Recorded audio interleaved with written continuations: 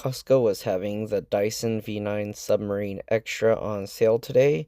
They had a display model, so I figured I'd take the mop head off just to see how it's built. As you can see, it was $599.99, discount $120, making it $479.99. As you can see, there's no suction. The airway is completely blocked off. So it's just using the two pins to power the roller and the small pump. Here you can see what the top of the attachment looks like. And here's the mop head and the water tank. In between the mop head and the water tank is the reservoir that captures the dirty water. And here's a close-up of the top of the water tank and the bottom of the water tank. Here you can see the mop head detached from the rest of the unit. And this is the inside of one of the sides of the mop head and the inside of the other side of the mop head. Here's the underside of the mop head submarine attachment. You can see the mop head motor. And this is how the two pieces slide in and attach. Here's a close-up of the two pins that connect to the submarine attachment to power the mop head. And as you can see, it's a 12 volt 38 watt attachment. I compared this to the V15 standard attachment, which is 17.2 volts 100 watt.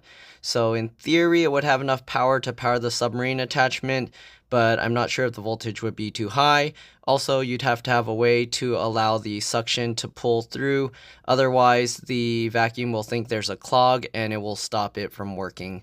So maybe if you have one of those extension poles with a hole in it, that would work. And I've seen aftermarket attachments for this, and I think that's how they do it. Basically, they allow the two pins to power the mop head, but they don't have an airway to allow the vacuum to suck up the liquid. Instead, they add a vent at the top of the attachment to allow the vacuum to pull in air. That way it won't think that the airway is blocked. So hopefully this video helped you guys understand how the submarine mop head attachment works and helps you find an aftermarket one that can work with your Dyson vacuum. I've seen several on Amazon, so hopefully this helps. Bye.